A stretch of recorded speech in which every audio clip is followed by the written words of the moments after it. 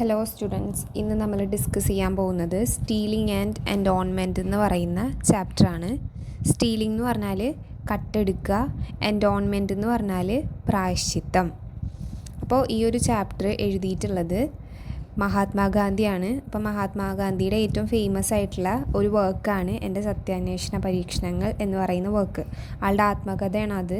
അപ്പോൾ അതിൽ നിന്ന് എടുത്തിട്ടുള്ള ഒരു ചെറിയ പോർഷനാണ് നമുക്ക് ഈ ഒരു ചാപ്റ്ററിലൂടെ പഠിക്കാനായിട്ടുള്ളത്, സ്റ്റീലിംഗ് ആൻഡ് എൻഡോൺമെൻറ്റ്. അപ്പോൾ നമുക്ക് ഈ ഒരു ചാപ്റ്ററിൽ എന്തൊക്കെയാണ് ഡിസ്കസ് ചെയ്യുന്നതെന്ന് നോക്കാം. അതിന് മുൻപായിട്ട് മഹാത്മാഗാന്ധിനെ കുറിച്ചൊരു ചെറിയ എക്സ്പ്ലനേഷൻ പറയാം. അപ്പോൾ നമുക്ക് എല്ലാവർക്കും കേട്ടുപരിചയമുള്ള ഒരു വ്യക്തിയാണ്. ഏകദേശം നമുക്ക് ആളെ പറ്റിയും ഒരുപാട് കാര്യങ്ങൾ അറിയാവുന്ന Mahatma Gandhi, whose full name was Mohandas Karamchand Gandhi. അപ്പോൾ മോഹൻദാസ് കരംചന്ദ് ഗാന്ധി എന്ന് ഫുൾ നെയിം ഉള്ള മഹാത്മാഗാന്ധി പോർബന്ദർ, ഗുജറാത്തിൽ ജനിക്കുന്നു. ആൾ അറിയപ്പെടുന്നത് ഫാദർ ഓഫ് നേഷൻ ആയിട്ടാണ്. ഇന്ത്യൻ ഫ്രീഡം സ്ട്രഗിളിൽ ഒരുപാട് വലിയ റോളുകൾ അദ്ദേഹം വഹിച്ചിട്ടുണ്ട്. ഗാന്ധി പഠിച്ചിരുന്നത് ലണ്ടൻ ലോ കോളേജിലാണ്. പിന്നീട് സൗത്ത് ആഫ്രിക്കയിൽ വർക്ക് ചെയ്യുന്നു. ലേറ്റർ ഇന്ത്യയിലോട്ട് തിരിച്ചു വന്നിട്ടാണ് ഒരുപാട് ബ്രിട്ടീഷ് റൂളിന് എഗെയിൻസ്റ്റ് ആയിട്ടുള്ള മൂവ്മെൻറ്റ്സിലൊക്കെ പങ്കെടുക്കുന്നതും അതിന് വേണ്ടിയിട്ടൊരു മെത്തേഡ്, നോൺ വയലൻറ്റ് പ്രൊട്ടസ്റ്റ്, സത്യാഗ്രഹ പോലത്തുള്ള മെത്തേഡ് യൂസ് ചെയ്ത് ഇൻജസ്റ്റിസിനെതിരെ പോരാടാനായിട്ട് അയാൾ ശ്രമിക്കുന്നതും അതിൽ വിജയിക്കുന്നതൊക്കെ ഇന്ത്യയിലേക്ക് തിരിച്ചു വന്നിട്ടാണ്.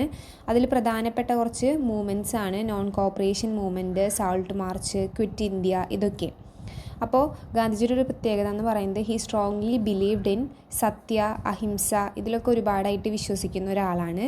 ഏറ്റവും powerful tool for social and political change എന്ന് പറയുന്നത് ട്രൂത്തും നോൺ വയലൻസും എന്നാണ് ഗാന്ധിജിയുടെ ഒരു വിശ്വാസം. ഗാന്ധിജി വളരെ സിമ്പിളായിട്ടുള്ള ഒരു ലൈഫാണ് ലീഡ് ചെയ്തിരുന്നത്.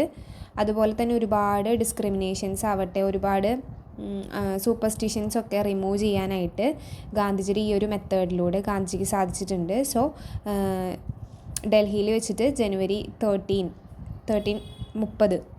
30 മഹാത്മാഗാന്ധി അസാസിനേറ്റ് കൊല്ലപ്പെടുകയാണ്. അപ്പോൾ ആളുടെ ടീച്ചിങ്സും മറ്റും എല്ലാം ഈ ലോകത്തുടനീളം നിലനിൽക്കുന്നുണ്ട് എന്നുള്ളതിൻ്റെ തെളിവായിട്ടാണ് നമ്മളിപ്പോഴും ഈ ഒരു ചാപ്റ്റർ പഠിക്കാനായിട്ട് പോകുന്നത്. സോ ഇനി നമുക്ക് ഈ ചാപ്റ്ററിൻ്റെ ഡീറ്റെയിൽ വേർഷൻ ഒന്ന് കാണാം. അപ്പോൾ ഇതൊരു സിമ്പിളായിട്ടുള്ള ചാപ്റ്ററിന് കുറച്ച് കാര്യങ്ങൾ മാത്രമേ ഇതിൽ പറയുന്നുള്ളൂ. ഒരു വലിയ ബുക്കിൻ്റെ ഒരു ചെറിയ പോർഷനാണ് നമുക്ക് പഠിക്കാനുള്ളത്. സോ നമുക്ക് ഈ ഒരു ചാപ്റ്ററിൽ നോക്കുകയാണെങ്കിൽ ഓണസ്റ്റി, റിപ്പൻറ്റൻസ്, മോറൽ റെസ്പോൺസിബിലിറ്റി, ഇതൊക്കെയാണ് ഈ ഒരു ചാപ്റ്ററിൽ പറയുന്നത്. സത്യസന്ധമായിട്ടിരിക്കുക, റിപ്പൻറ്റൻസ് മനോഭാവം ഉണ്ടാവുക, അതായത് പ്രായശ്ചിത്തം ചെയ്യാനുള്ള മനോഭാവം ഉണ്ടാവുക, അതേപോലെ മോറൽ റെസ്പോൺസിബിലിറ്റി, മോറലായിട്ടുള്ള ധർമ്മങ്ങൾ, ഇതൊക്കെയാണ് ഈ ഒരു ചാപ്റ്ററിൽ മെയിനായിട്ട് സംസാരിച്ച് പോകുന്ന കാര്യങ്ങൾ. അപ്പോൾ അതൊക്കെ സംസാരിക്കാൻ വേണ്ടിയിട്ട് കുറച്ച് ഇൻസിഡൻസ് സ്വന്തം ലൈഫിൽ നിന്ന് ആഡ് ചെയ്ത് എന്ന് മാത്രമേ ഉള്ളൂ. അപ്പോൾ നമുക്ക് ഫസ്റ്റ് ഭാഗത്ത് എന്താണ് പറയുന്നതെന്ന് നോക്കാം. Every country has great people. എല്ലാ കൺട്രിക്കും ആ ഒരു കൺട്രിയുടേതായിട്ടുള്ള ഗ്രേറ്റ് ആയിട്ടുള്ള ആളുകൾ ഉണ്ടായിരിക്കും. അവരവരുടെ ലൈഫും എല്ലാം തന്നെ അവരുടെ നേഷന് വേണ്ടിയിട്ട് സാക്രിഫൈസ് ചെയ്തിട്ടുള്ള വ്യക്തികൾ. അതുപോലെ നമുക്ക് ആലോചിച്ചിരിക്കാൻ പറ്റുന്നൊരു വ്യക്തിയാണ് മഹാത്മാഗാന്ധി എന്ന് പറയുന്നത്. ആളുടെ ലൈഫ് കംപ്ലീറ്റ് ട്രൂത്തായിട്ടിരിക്കാനും നോൺ വയലൻസിനുമൊക്കെയാണ് ഡെഡിക്കേറ്റ് ചെയ്തിട്ടുള്ളത്. അതുപോലെ തന്നെ ഈ ഒരു ചാപ്റ്ററിൽ പറയുന്ന സ്റ്റീലിംഗ് എന്ന് പറയുന്ന സംഭവം എന്താണ് എന്ന് നോക്കാം നമുക്ക്. സ്റ്റീലിംഗ് ഇവിടെ ഉദ്ദേശിക്കുന്നത് ഗാന്ധിജി തൻ്റെ കുട്ടിക്കാലത്ത് കമ്മിറ്റ് ചെയ്തിട്ടുള്ള ഒരു ചെറിയ മിസ്റ്റേക്ക്, ഒരു സ്റ്റീലിംഗ്, ആളുടെ ലൈഫിലെ വലിയൊരു ഗിൽട്ടിനും ഷെയിമിനും ഒക്കെ ഇടയാക്കിയ ആ ഒരു ആക്ടിനെ കുറിച്ചിട്ടാണ് അയാളിവിടെ സ്റ്റീലിംഗ് എന്ന് പറയുന്നത്. അതേപോലെ തന്നെ അതിൻ്റെ റിപ്പൻറ്റൻസിനെ കുറിച്ചിട്ടും ഈ ഒരു ചാപ്റ്ററിൽ പറയുന്നുണ്ട്. അപ്പോൾ എന്താണ് നമുക്ക് ആ ഒരു സ്റ്റീലിംഗ് അല്ലെങ്കിൽ ആ ഒരു ആക്ടിവിറ്റി എന്താണെന്ന് നോക്കാം. ചെറുപ്പത്തിൽ നമ്മൾ എല്ലാവരും കുട്ടികളായിരിക്കുന്ന സമയത്ത് കുറേ തെറ്റുകൾ ചെയ്തിട്ടുണ്ടായിരിക്കും. അതേപോലെ തന്നെ കുട്ടികളായിരിക്കുന്ന സമയത്ത് നമുക്കുള്ള ഒരു ടെൻഡൻസിയാണ് മുതിർന്ന ആളുകളെ കണ്ട് പഠിക്കുക എന്നുള്ളത്, അല്ലെങ്കിൽ അവർ ചെയ്യുന്ന കാര്യങ്ങൾ അതേപടി അനുകരിക്കുക എന്നുള്ളതൊക്കെ എല്ലാവർക്കും നടക്കുന്നൊരു കാര്യമാണ്. അതുപോലെ ഈ ഒരു മഹാത്മാഗാന്ധിയുടെയും കൂട്ടുകാരുടെ ഇടയിൽ അതേ ഒരു സാഹചര്യം ഉണ്ടായിട്ടുണ്ട്. മുതിർന്ന ആരെയോ കണ്ട് അനുകരിക്കാൻ ശ്രമിച്ചിട്ടുണ്ട്. അപ്പോൾ അതിൻ്റെ ഭാഗമായിട്ട് ആളുടെ കുടുംബത്തിൽ, ഗാന്ധിജിയുടെ കുടുംബത്തിലെ ഒരു അംഗത്തിനെ അനുകരിച്ച് ഒരു പുകവലിക്കുക എന്നുള്ള ഒരു പ്രവൃത്തിയിൽ ഏർപ്പെടാനാണ് മഹാത്മാഗാന്ധിയും ഫ്രണ്ട്സൊക്കെ വിചാരിച്ചിട്ടുള്ളത്. സോ ഈ ഒരു സമയത്ത് ആ ഒരു സ്മോക്കിംഗ് എന്ന് പറയുന്ന ആ ഒരു സംഭവം ആളുടെ ഫാമിലിയിൽ നിന്നുള്ള ഒരാൾ തന്നെ ചെയ്യുന്നത് കണ്ടിട്ടാണ് ഇവർ ഈ കുട്ടികളായിരിക്കുന്ന സമയത്ത് ഇതൊക്കെ കാണുന്നത്. അപ്പോൾ അവർക്ക് ഒരിക്കലും ഈ ഒരു പുകവലി എന്ന് പറയുന്നത് അതിൻ്റെ ഉള്ളിൽ നിന്ന് എന്ത് കിട്ടുന്നു അതിലൊന്നല്ല ഇവർ ഫോക്കസ് ചെയ്തിട്ടുള്ളത്. അവർ ജസ്റ്റ് ഈ ഒരു ആക്ട് ചെയ്യുന്നതിലൂടെ ഉദ്ദേശിക്കുന്നത് ആ സ്മോക്ക് ചെയ്ത് കഴിഞ്ഞതിന് ശേഷം വരുന്ന ആ ഒരു പുക വരുന്നതിലുള്ള അതിൽ കാണുന്ന ഒരു ക്യൂരിയോസിറ്റിയാണ് ഇവർ പുക വലിക്കാനായിട്ട് തീരുമാനിച്ചതിൻ്റെ പിന്നിലുള്ള കാര്യം. ഒരിക്കലും ആ ഒരു മുതിർന്ന വ്യക്തി പുക വലിക്കുന്നതിൻ്റെ ഉദ്ദേശമല്ല ഈ കുട്ടികൾ പുക വലിക്കുക എന്നുള്ള ഉദ്ദേശത്തിൽ എടുത്തിട്ടുള്ളത്. അങ്ങനെ അവർ ആളെ മാതൃകയാക്കി പെട്ടെന്ന് തന്നെ ഈ ഒരു പുകവലി എന്ന് പറയുന്ന ഈ ഒരു കാര്യം ചെയ്തു നോക്കുകയാണ്. അപ്പോൾ ചെയ്തു നോക്കാനായിട്ട് ഇവർക്ക് പൈസ ഒന്നുമില്ല, സ്വന്തമായിട്ട് പുകവലിക്കാനായിട്ട് സിഗരറ്റൊന്നും വാങ്ങിക്കാൻ ഇവരുടെ കയ്യിൽ പൈസ ഇല്ല. അതുകൊണ്ട് തന്നെ ഇവരെന്ത് ചെയ്തു, അവിടെ സെർവൻ്റായിട്ട് വർക്ക് ചെയ്യുന്ന ആളുകളിൽ നിന്ന് കുറച്ച് പൈസ മോഷ്ടിച്ചു സിഗരറ്റ് വാങ്ങിക്കാനായിട്ട്. ഗാന്ധിജിക്ക് ആ സമയത്ത് അറിയാം താൻ ചെയ്യുന്നത് റോങ് ആണ്, പെർമിഷൻ ഇല്ലാതെ എൽഡേഴ്സിൻ്റെ കയ്യിൽ നിന്ന് ഒന്നും എടുക്കരുത്, അല്ലെങ്കിൽ നമ്മൾ എന്തെങ്കിലും കാര്യങ്ങൾ ചെയ്യുമ്പോൾ ആരും അറിയാതെ ചെയ്യാനൊന്നും പാടില്ല എന്നുള്ളതൊക്കെ അറിയാം. പക്ഷേ എല്ലാ ടീനേജേഴ്സിൻ്റെയും ഒരാഗ്രഹമാണ് വളരെ ഫ്രീഡത്തോടു കൂടി നിൽക്കുക എന്ന് പറയുന്നത്. അപ്പോൾ ഇവരും അതേ പാതയിലൂടെ തന്നെ പോണ ആൾക്കാരാണ്. ഇവരും അതന്നെ ആഗ്രഹിച്ചു, വലിയ ഫ്രീഡം വേണം ലൈഫിൽ, ആരടുത്തും ചോദിക്കാണ്ട് കാര്യങ്ങൾ ചെയ്യാൻ പറ്റണം എന്നൊക്കെ ഇവരും ചിന്തിക്കുകയാണ്. അങ്ങനെ ചിന്തിച്ചതിൻ്റെ ഭാഗമായിട്ട് ഇവർ ആ ഒരു പുകവലിക്കുന്നത് തുടരാനായിട്ട് ശ്രമിക്കുകയാണ്. അപ്പോൾ ആ ഒരു പുകവലിയിൽ എന്തെങ്കിലും മേന്മ കണ്ടിട്ടൊന്നുമല്ല, ജസ്റ്റ് ആ ഒരു പുകവലി കഴിഞ്ഞിട്ട് പുറത്തേക്ക് വിടുന്ന പുകപടലങ്ങൾ കണ്ട് ആസ്വദിക്കാം എന്നുള്ളത് മാത്രമായിരുന്നു ഇവരുടെ ഉദ്ദേശം. അങ്ങനെ സിഗരറ്റ് കുട്ടികൾ വാങ്ങാൻ പൈസ ഇല്ല, ഇങ്ങനെ മോഷ്ടിക്കുന്നത് മോശമാണെന്ന് മനസ്സിലാവുകയും ചെയ്തു.